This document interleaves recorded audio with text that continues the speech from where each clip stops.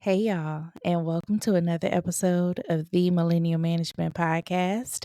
I am your host, Brandi, the Millennial Manager, and today is Friday. It is our main episode.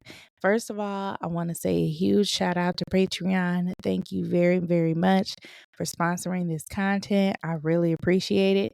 If you want to be a part of the Patreon community, it is $6 a month, and the link is going to be attached to this podcast episode. In addition to that, y'all, we have merchandise that is live. You just need to go to the link that's on this Patreon or on this podcast episode. You'll be able to go straight to the link and purchase Fuck That Job t-shirts, Fuck Them People at That Job, and much, much more. Okay?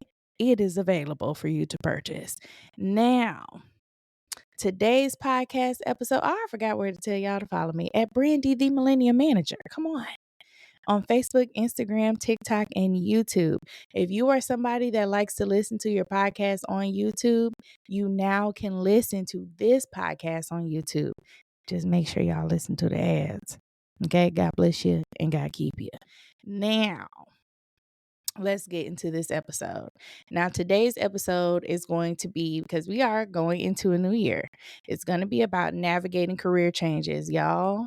This is something that a lot of people asked about, navigating a career change. All right. How do we go about making these changes so that we can be successful in our next career phase? Okay. Number one, you need to do an assessment. All right. You need to know what you care about. Are you really passionate about what you're wanting to do? Let's say you are hoping to transfer from teaching to tech, right? Are you going to be passionate about that? Is that something that you really care about? If it's not something that you really care about, then you're not going to like this transition. So you need to choose something that you are going to be passionate about. Do you understand? Okay. All right. The next thing is when you are assessing yourself, you need to make sure you are thinking about your skill sets that you currently have. Remember, we were talking about soft skills, hard skills, how those things can translate across industry. Now is the time to actually apply that information. How can you apply the information based off of the skills that you have? So, can those things translate? Can they be technical? Yes. But those are your hard skills. Okay. So make sure that you know what skills you can take into this new career field. All right. Those skills, they include communication skills, time management, project management, which is really, really good if you are a good organizer. Okay. Are you good with reports? Are you comfortable with constantly reviewing reports? Because when you are in project management, if you're going to be in operations, you are going to be looking at reports a lot. And sometimes it's a report about a report. So you better understand how to read ROIs, which is your return on investment, KPIs, okay, which lets you know the metrics and the data that your organization is pushing forward. You need to know those things. Okay? All right. Now, after those things, you need to research. You need to get online. Before we start making hasty decisions, you know you are not supposed to quit your job unless you have something lined up. Now, before you start making those decisions, you need to decide, what field am I going to go into? Now that you have identified what that passion is, you have reviewed your skills. Now you need to make sure that it's going to give you what you want as far as pay, the companies that you're going to be working for. What options do you have? What does the job market look like? Look at some of the reviews of the businesses that are in that field. Is that something that you want to deal with? Is it customer based, customer driven, customer focused? So these are the things that you have to look at when you are getting ready to change into your new field. Now, going back to your skills, when you think about your skills, okay, I want you to make sure that you know you need to acquire new ones. You can't just sit on the old ones. The old ones just help you build. That's the foundation that you already have. But the new skills, those are the things that you're going to acquire in courses. Taking Coursera, okay? Taking some courses using Coursera. You can even look at mentorships. If you know people who are already in this field, who are already geared to this area as far as this career that you're looking to transfer in, if you already know someone that's there, ask them if they've been successful, if they mind being a mentor. What does that look like for you? You need to seek guidance, because walking into a new career field is only going to be, it's first of all, it's going to be hard as hell. But it's really going to be hard if you do not have guidance, if you don't have some type of mentorship. That is going to be very hard. If you are able to volunteer, meaning do an internship, this is for my younger folk who may not have a whole lot of responsibilities, and you are okay with going a little bit without pay, because there are internships that have pay and some that don't. And if you're okay with that for a little bit, then this is going to be where you seek an internship or volunteer work so that you can gain some practical experience and build your network. This is where you're going to be meeting those people, being in those spaces. And this is also networking, going to some of those conferences, gaining knowledge, gaining traction, gaining information, reading some of those books that relate to this job topic. That is how you are going to immerse yourself and educate yourself on this field that you want to enter into. On your next phase, you need to make sure that resume, hello, that resume better look good. If you are thinking about changing your career field, you need to make sure that resume is immaculate. A simple plug right here, I do update resumes. Yes, I do. Hit that link, baby. But when you are applying for jobs, having a resume that is lackluster is not going to move you to the top of the pile. And we know that there's so many people that are out here looking for jobs that we have to make sure that we are being competitive, and coming to the table prepared is going to be necessary. In this phase, I am very old school when it comes to resumes. You need to print them and have them with you when you go to the interview. Do you hear me? Print your resume and have it with you in a little folder when you go to your interview. If you are scheduling interviews and you're going to be going to multiple, you need to have multiple copies. Leave that resume. If you have a cover letter, which you should, if you have a cover letter, go ahead and put that with your resume and leave that for that hiring manager. Number one, what does that tell me when you do that? That you are prepared. You know we have your resume, but you want to make sure that we have one on hand. And you are so responsible that you have it in this nice little folder. You have it together. You are dressed properly for your interview. And we done talked about that. You need to have some slacks. You need to have some slacks. You need to have some flats, ladies. A pair of heels if you want to wear heels, but you better be able to walk in them, and they should not be skinny. Okay? Get you some professional, comfortable heels that you will be okay with wearing to work if you decide to wear those to work. But flats are just fine. Make sure you have some slacks, gray, black, and navy. Those are your colors that you want to stick to. You can wear a white shirt, black shirt. You can even wear a sweater, a cardigan. Those things are okay, but it just needs to make sure that you are covered and you are dressed properly. Do you understand? Don't go to these interviews and not be ready. You want to make sure that you have those things in place. Your resume needs to be intact and your clothes need to be on point. And you need to be dressed properly, hair done. combed. Ladies, gentlemen, wear a belt. I know it's crazy. Is some people listening to this and they like, girl, what? Yes, it is. Those of you who hire, y'all know exactly what I'm talking about.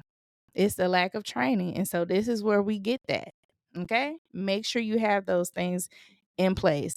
Before you even get to the interview, we talked about networking, and you should be doing that anyway. You should be doing that anyway, anyhow. You need to make sure that you are at some of these social events. You are not drinking. Okay. God bless you. It's a social event, but you are there for a purpose. And it is not to be getting wasted. So you need to make sure that you are nursing your drink if you do decide to drink. And it's the same thing for these company parties that you're going to, and you can use those as networking events as well if you are looking to transfer into different careers. Now, while you are doing all this planning, all this preparation, baby, you need to be patient because it is the new year and you are not the only person that's looking for a job. So make sure you understand and you're gentle with yourself because you are going to be, it must be my resume. Maybe I didn't say this right. Maybe I wasn't this right. Maybe I didn't say this. Maybe I missed this. And it ain't even that. They just ain't got to your resume yet. They are just not pulling a budget right now because it's the holiday season. And you over here beating yourself up about something that's not even real. So be patient with yourself, be flexible, okay? And celebrate whatever wins you have. If you have an interview, celebrate that. If you got that second round interview, celebrate it. There is nothing wrong with celebrating those wins. But it is something wrong when you trying to beat yourself up over some shit that you don't even know is really and truly a problem. Okay? So what I want you to do is make sure you follow these steps. And if you ain't listened, okay, you ain't been writing down because you're riding in the car, it's okay, listen again. But you need to make sure you write them down and stay on top of your resume. I cannot preach this enough. It doesn't matter how long you have been at your company, you need to be updating it every single time you A, receive a promotion, B, receive new duties. If your duties have expanded since you have joined this company, I don't give a fuck if it was yesterday. You need to update your resume. Do you understand me? Okay. Now that we done got that out the way, we're finna go into our emails for this episode. Okay. I think I'm gonna do maybe about 3 now. If you on Patreon, you looking at me right now. How y'all doing? Thank you so much, Patreon. But for everybody else, y'all are just listening, and I'm getting ready to pull these interviews, or I'm getting ready to pull these resumes so that we can read a few. And this one, oh, baby. All right. Y'all ready? This one says, I am tenured at a well-established organization with 15 years vested. A senior position is becoming available soon that I'm interested in. The kicker is the new policy states that you must transition to an employee to an employment position to be evaluated every 3 years for all senior positions. Do I stick it out in this current position and pursue the higher level?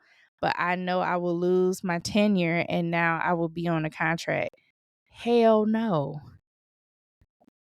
That is a lot at risk. You have spent all this time earning your tenure. Why would you give that up? No, we're not giving that up. You have spent 15 years at this organization and have established tenure. First of all, that is rare to receive. It's very rare and hard to receive it. And you finna give that up to be evaluated every 3 years because you want to be a senior administrator of some sort? No. Absolutely not. You need to keep your job, smile and wave. That is not worth it. Because I would imagine that you would be retiring in about 15. I'm not sure how long you've been working at this. Well, no. Well, I said that. Now, you've been at the company for 15 years, so you probably got another 10. No. No.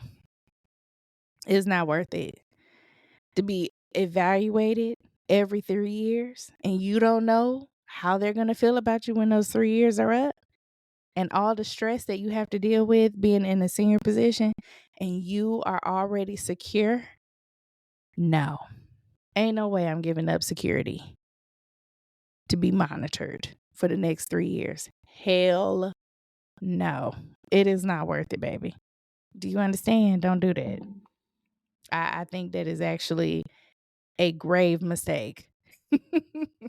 I think a lot of people see these senior positions and they're like, "Oh, this must be a great opportunity."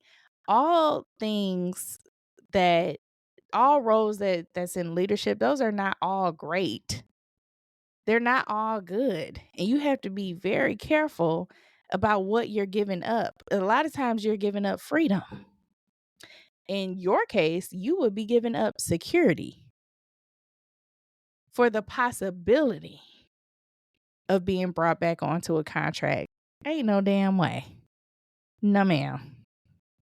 No, ma'am. It better be a lot of money at stake because you didn't say how much the job is going to be paying or if that's gonna be like you haven't said anything about it. So I don't know what you make or how much your salary is going to change or transition, but it's not worth it. It really is not. I know it probably seems like a good opportunity, but in the state of the economy and knowing how rare it is to receive tenure, I would not. I would not give that up. Okay? On to our next email. This one is titled Messy Ass Manager and it is long. It says, "Hi Brandi, hey girl. I hope you are well. I am. I am. I love your podcast and I've learned so much. We needed you out here, girl. Love to you, baby. I need your advice. I have worked at a job for 4 years. I really enjoy what I did. Well, she said enjoyed what I did for the first 2 years, and I thought that I was going to be a great manager. I moved into a new position in a different department 2 years ago and cannot stand my new manager. She is overall an unreasonable person and expects perfection from her staff on things they do not know and she has not trained them on. But she expressed she expects grace when she messes up or simply walks by her mistakes as if nothing has ever happened. She is also a bully and loves and loves having staff to pick or gossip about. This is so sad. In your words, she is a messy ass manager. Yes, she is, Betty. She is a messy bitch. All right, let's keep reading. Well, she attempted to pick on me and gossip about me at work, but my friends and other people who felt bad for me would come back and tell me what she said. One of the things I heard she said about me was that I asked too many questions on things I wasn't trained on, and she expected me to spend time searching through different resources and not ask her anything. She also said that she preferred that I ask other people questions instead of asking her. She also hated that I requested training from her. Well, she must hate being a fucking manager because that's her job to fucking manage and train. What? She also micromanages. Ooh, these are my favorite. I love micromanagers. And makes incorrect speculations. One time I offered to help a coworker with writing codes. We got on a team call so that I can see her screen to help her correct the code. My manager went back to my previous manager to complain that my team said I was on a call. She never asked me what the call was about. Another time, a staff member Complained to her that they couldn't reach me on my work cell phone and they tried calling me. She went back to my previous manager to gossip about that instead of bringing it to my attention.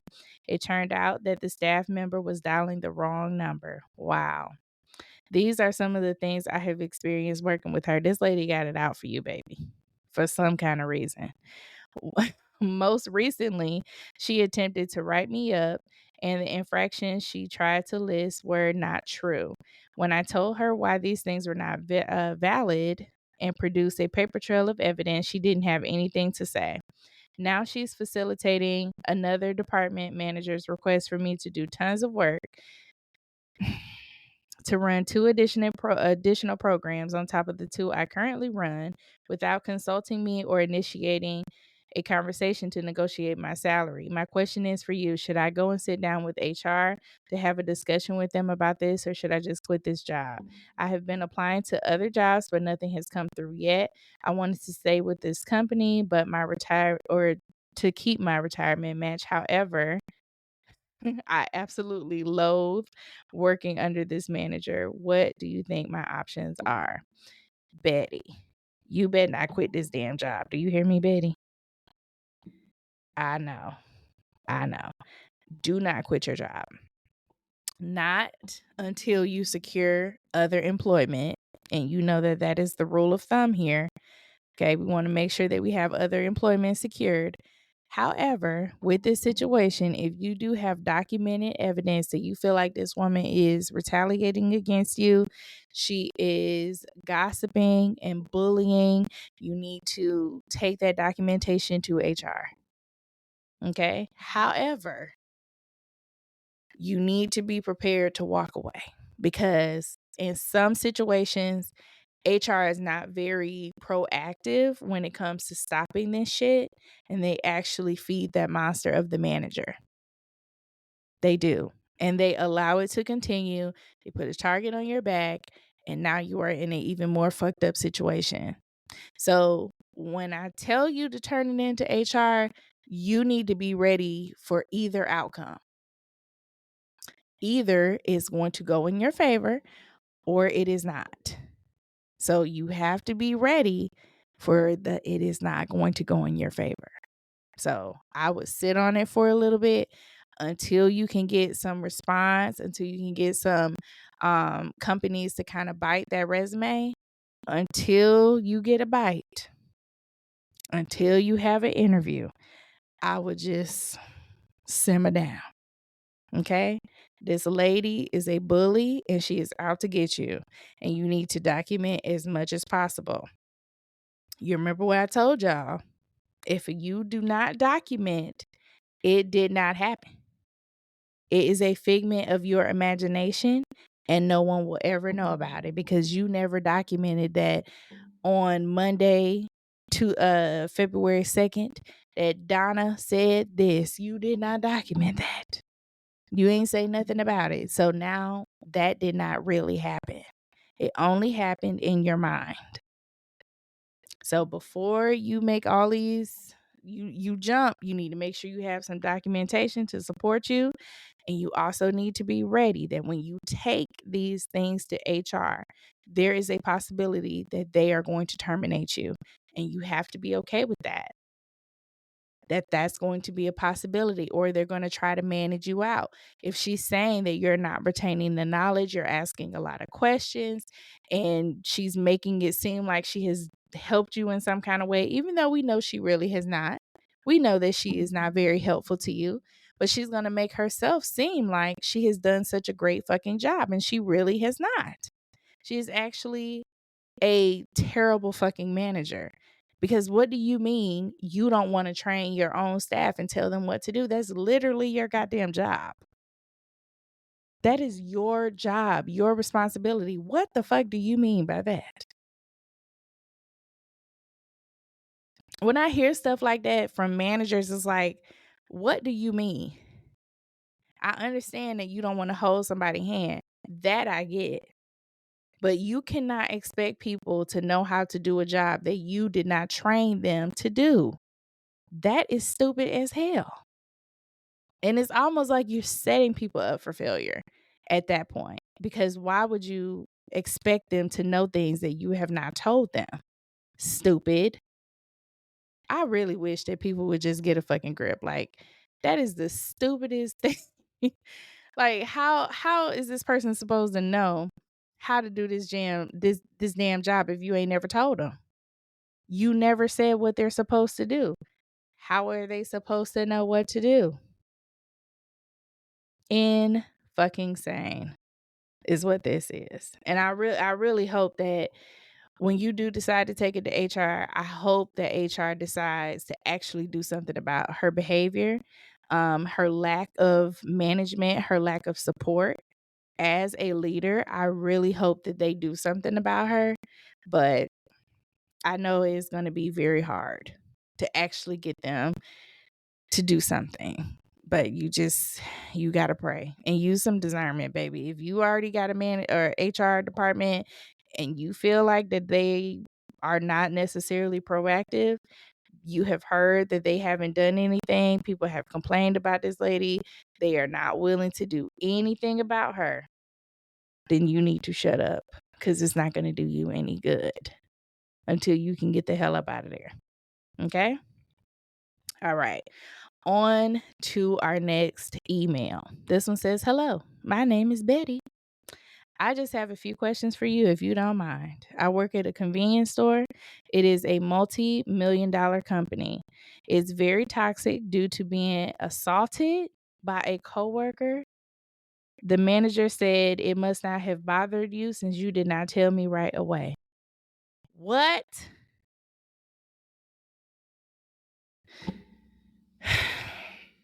Let me continue reading because I'm about to get pissed off. Okay. I lost my fucking spot. Okay. Then we have a mother who's a manager, daughter who's a team lead, grandson who doesn't do his job. The daughter doesn't like me due to something that her boyfriend did, sent me messages asking to have sex. I never responded. I told him in person that that would never happen. Since I have been there, I have had to deal with the daughter telling me that I can't leave when I'm supposed to. I know it's a bad situation, but how do I make it work for me to get unemployment? I document everything in my phone, but I don't have anything from them. No write-ups, no nothing. You have sexual harassment. That's what you got. And assault. You should have called the fucking police when they assaulted you. Yeah, report it, but that is not the last step. Call the fucking authorities. Do you hear me? If somebody put their hands on you, call the police. Yes, report it to management, but that is not the last stop. If you have somebody put their hands on you, it's cameras in a goddamn convenience store. Call the police.